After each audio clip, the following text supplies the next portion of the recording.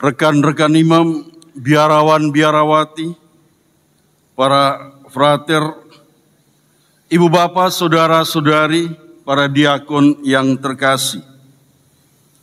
Ketakutan dan kegelisahan seringkali melanda hidup kita setiap hari, mulai dari hal-hal kecil dan biasa hingga hal-hal besar dan melibatkan banyak orang. Hati yang gundah gulana, risau dan mungkin memberontak juga kita alami, mewarnai situasi batin kita. Betapa kadang kegagalan, kelemahan dan kerapuhan membuat kita tenggelam dalam rasa tidak berdaya yang sangat dalam. Jalan buntu membuat kita merasa tertekan dan ingin lari dari persoalan yang dihadapi. Ketakutan, kegelisahan, dan gugatan situasi batin itu menjadi narasi kehidupan Ayub, seorang yang saleh dan tekun dan selalu mempersembahkan yang terbaik bagi Tuhan dan sesamanya. Narasi itu terbagi dalam 3 episode. Masa-masa indah bersama Tuhan dan keluarga, masa-masa sulit dan menyakitkan tanpa orang-orang yang dicintai, dan masa Tuhan menjawab keluh kesah dan pemberontakan batin Ayub. 3 masa berbeda seakan terjadi pembalikan drastis dari kegembiraan dan sukacita menuju penderitaan dan duka cita, dari canda tawa dan pesta menuju ratap tangis dan suasana berkabung hari demi hari. Di manakah Tuhan dalam penderitaan hambanya Ayub? Apakah Tuhan tidak menolong orang-orang yang setia dan tekun pada kasih setianya? Apakah Tuhan tidak melihat penderitaan Ayub yang datang beruntun dan bertubi-tubi? Dari kehilangan keluarga dan harta duniawi hingga kesakitan dan penderitaan tubuh Ayub. Pantaskah orang baik dan takwa mendapatkan penderitaan dalam kehidupannya? Hidup kita pun berada dalam pengalaman hidup Ayub. Terkadang kita berada dalam pencobaan yang mematangkan sikap iman kita. Saudara-saudari terkasih, para diakon, hari ini di depan altar suci ini, bersama hamba-hamba sabda Allah ini, kita berserah diri pada cinta Tuhan yang tidak pernah pudar, sebagaimana pemazmur bermada. Hamba-Mulah aku ini, buatlah aku mengerti, supaya aku paham akan peringatan-peringatanmu. Sosok Ayub menjadi inspirasi dalam refleksi iman kita. Betapa kasih Tuhan melampaui keraguan dan kerapuhan diri kita. Tema perayaan tabisan kita sungguh menyentuh hati kita sebagai peziarah berpengharapan. Ketika di puncak penyerahan hidup, kita berseru seperti Ayub, Engkau sanggup melakukan segala sesuatu. Kisah perjalanan iman Ayub begitu mengharukan.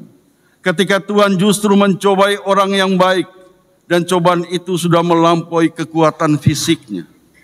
Segala-galanya telah diambil daripadanya. Kini tersisa harapan dan keyakinan akan Tuhan yang penuh cinta. Ayub adalah gambaran yang luar biasa tentang rahmat dan belas kasih Allah yang mesti diuji oleh ketangguhan iman, tidak saja dalam hal yang enak-enak dan menyenangkan, melainkan juga dalam pengalaman penderitaan dan kesakitan, pengalaman kehilangan dan kegagalan atau kehancuran di dalam kehidupan ini. Sungguh sangat menarik bila kita menemukan pengalaman kepahitan dalam hidup kita. Ketika kita harus kehilangan orang-orang yang kita cintai, ketika kita harus berjuang seorang diri untuk menolong anggota keluarga yang susah, dan kita ditinggalkan oleh orang-orang yang kita harapkan, atau ketika kita harus mengalami kejatuhan dan kegagalan di dalam karier dan usaha lainnya. Amat sangat sering yang terjadi malah kita merasa disendirikan, merasa disepelekan kebaikan yang kita lakukan dan mengalami cemoohan dan celaan orang-orang yang pernah berhutang budi pada kita. Inilah misteri iman yang sejatinya harus menjadi titik balik bagi kita untuk tidak mengandalkan nama besar, pangkat, dan kehebatan kita.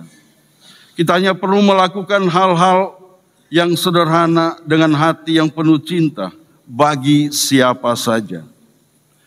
Ibu bapak, saudara-saudari, para diakon yang terkasih, dalam penyerahan dirinya, Yesus berseru pada Allah Bapanya.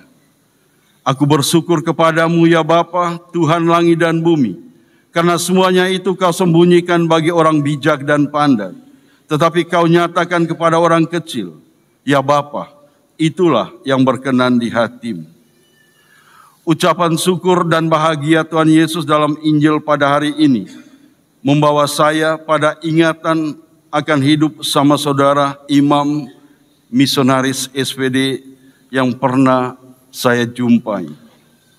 Kesederhanaan hidup, ketulusan berkarya, dan keberanian bersaksi adalah contoh hidup yang boleh saya alami. Ada rasa kagum yang luar biasa, betapa kecerdasan dan kepintaran yang mereka perjuangkan dan mereka hayati tidak menjadi kecerdasan dari sebuah menara gading yang jauh, tetapi lahir dari penghayatan hidup sebagai putra Sang Sabda untuk pelayanan dengan penuh kerendahan hati. Pada 1-2 kesempatan ketika masih berkarya di paroki, saya sungguh mengalami kesadaran hidup para misionaris, pastor-pastor SPD, yang dengan caranya membangun sebuah cara bersaudara yang penuh ketulusan dan kerendahan hati. Ada penghargaan satu sama lain dan ada penghormatan pada karunia dan karisma satu terhadap yang lainnya. Refleksi hidup yang jujur dengan kedalaman hati nurani dan kebeningan akal budi lahir dari para misionaris, pastor SPD, pada gilirannya menenun keteladanan yang sangat berharga bagi perjalanan imamat kami, para pastor saat itu dan juga hingga saat ini. Kesederhanaan itu seringkali membawa kita terkenang akan teladan suci Bunda Teresa dari Kalkuta, yang menghayati kekudusan hidupnya di tengah suka duka hidup orang-orang miskin, yang membaktikan kemurnian hidupnya dalam debu lumpur dunia, antara kejahatan dan kebaikan, antara kekayaan dan kemiskinan, dan antara kegelapan dan terang. Ia tetap sederhana, mulai dari dalam jiwanya hingga dalam perbuatan nyata setiap hari. Di dalam perbuatan baiknya ia pun menemukan titik-titik kehidupan yang penuh krisis, sebuah padang gurun kesepian dan kesendirian. Namun ia tetap sadar, Kristus yang disalibkan dan bangkit adalah teladan kehidupan sesungguhnya. Semakin murni kehidupan ini, semakin kita merasa kita bukanlah apa-apa di hadapan kerahiman dan belas kasih Allah. Panggilan dan status hidup apapun mesti diterima dengan rasa syukur dan dimaknai dengan perbuatan baik dengan penuh kasih. Menjadi imam bukanlah sebuah kehebatan. Dengannya kita ditempatkan pada dunia yang lain, yang begitu agung dan mulia, atau mungkin jarak yang begitu dalam dengan orang lain. Pilihan untuk menjalani panggilan khusus sesungguhnya datang dari kasih kerahiman Allah sendiri. Kita yang sudah berada dalam jalan panggilan ini diajak untuk menanggapinya dengan penuh ketulusan dan tanggung jawab. Ziarah panggilan anak, saudara, dan sahabat kita ini pun kembali menghadapkan kita pada belas kasih dan rahmat Allah dalam seluruh ziarah hidup mereka. Ada kekuatan dan kelemahan yang terpatri dalam diri mereka. Ada keberhasilan dan kegagalan yang pernah mereka alami dalam perjuangan hidup mereka, baik di bangku sekolah, kuliah, ataupun di biara dan komunitas mereka masing-masing. Imamat suci kini akan melingkari seluruh jiwa raga dan akan menguatkan mereka untuk terus berkarya apapun tantangan dan kesulitan yang akan dihadapi. Rahmat kebangkitan adalah berkat melimpah dalam hidup.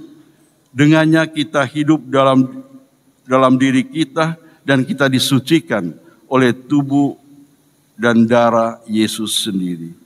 Para diakon yang terkasih, ibu bapak, saudara-saudari, kita bersyukur untuk rahmat panggilan ini. Seraya kita mohon rahmat Roh Kudus untuk membimbing dan menuntun ke-12 anak dan sahabat kita ini. Imamat sekali lagi bukan jabatan duniawi untuk bisa kita adu gengsi dan adu dukungan atau menjadi sebuah loncatan kehidupan baru.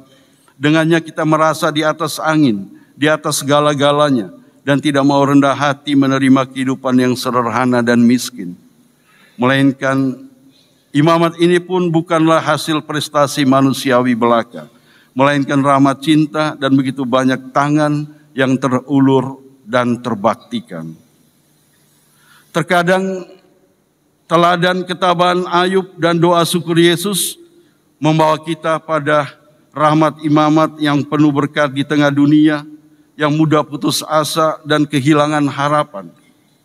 Kita berjumpa dengan realitas hidup yang ambigu. Di satu pihak atau satu sisi kita menikmati kemajuan zaman yang mentereng. Di sisi lain kita menemukan betapa kita terbuang dan terasing dalam keramaian kenikmatan perkembangan zaman ini. Imamat adalah berbagi berkat, sebagaimana Ayub memuji Allah dalam semua rencananya. Tetapi sekarang mataku sendiri memandang Engkau. Ada dua pesan penting untuk adik-adikku yang terkasih, para diakon. Pertama, panggilan dalam kesucian rahmat imamat hendaknya membawa kita sekalian pada keheningan hidup untuk membaca dan meresapi sabda Tuhan. Setiap hari dalam ziarah panggilan seorang imam. Daya tarik dan daya pikat kemajuan zaman boleh jadi membuat kita kehilangan orientasi dan terseret pada pola hidup kenikmatan dalam zona nyaman dan mapan. Lantas kita melupakan hidup doa dan juga mengabaikan terang sabda Tuhan. Seorang putra SPD terpanggil untuk mencintai sang sabda dan membawa sang sabda itu ke tengah dunia dalam kesaksian dengan segala risiko kemuritannya. Kedua, imamat itu adalah karya rahmat. Maka belajarlah untuk memelihara rahmat ilahi dalam kehidupan setiap hari. Seraya meletakkan roh kerendahan hati untuk tetap taat, miskin, dan murni. Untuk imamat yang kudus dan berahmat ini. Semoga berbahagia atas rahmat imamat suci ini. Dan semoga Bunda Maria mendoakan ziarah imamat kalian. Dan Roh Kudus membimbing langkahmu selalu. Tuhan memberkati. Amin.